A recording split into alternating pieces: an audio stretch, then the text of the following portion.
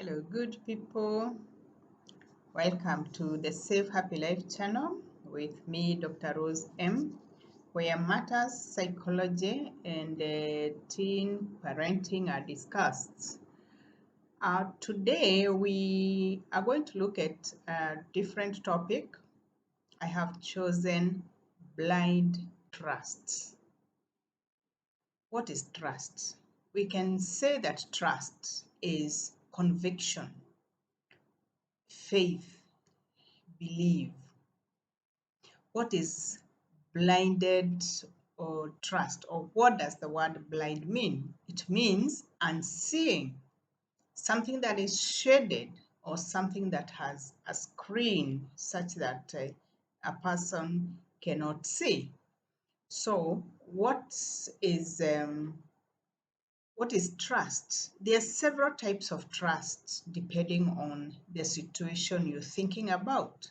For example, there is self-trust, where it is trusting oneself. There is leadership trust, where you trust your leaders. There is confidence trust, where you have confidence in something or somebody. For example, you have confidence that your well-maintained vehicle will get you from point A to point B.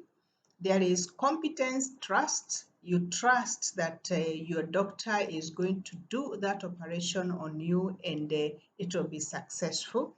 There is relationship trust, where you believe that the person you have a relationship with is trustworthy, can keep your secrets, can be dependent on. There is organizational trust. This is the company you're working for. For example, if you're working for a company, you know that they are going to pay you at the end of the month after you have done what you need to do. Then there is situational trust. A situational trust is where something needs to be done or something happens that is that has possibly something to do with buying property or buying a vehicle. You give money and you believe that the item will be delivered to you. But now when we put trust and blind, we talk of blind trusts. When you put these two words together, they come out with new phrases. For example, you can talk of screened confidence, shaded belief, unseeing faith, and many others that you can formulate for yourself. So there are situations when we can talk of trust that is blinded. And we're going to discuss a few of these situations. And the first situation is property acquisition. It is very, very common way of, it's a very common way of acquiring assets, immovable assets, where you give money to a land buying company or to a home building company, and you trust that in the next 2-3 years they will deliver to you either a plot with a title deed or land, or a home. They'll deliver to you the key. And this trust, many times, it is blinded because we do not know really the capacity of the person that we are entrusting with our money to deliver a house to us. And we find ourselves getting into trouble when this trust is this blinded. And this is where conmanship comes up. Then we have in the relationships. A boy meets a girl, a young man meets a young girl or a young woman, and they get into a relationship where they promise each other many things. A girl can be promised a white wedding, a car, a house, to be paid for dowry. The man can be promised a vehicle, can be promised support to build a house, can be promised many children, that I will give birth to as many children as you want. But immediately you get into this, you finalize this relationship in form of marriage, you realize that either of you or both of you are not honoring the promises you made. You were blinded by that trust, and you got into the relationship, or you committed yourself into the relationship because of that blinded trust. Sometimes you may ask, and what happened to my white wedding? And then somebody may tell you, I was just using it as a bait. And you do not continue uh, trying to catch a fish once you have it out of water and it is in your hand. And this now starts the story of broken trust. You start feeling that this trust was blinded trust because I did not see the possibility of this person not honoring what they actually promised.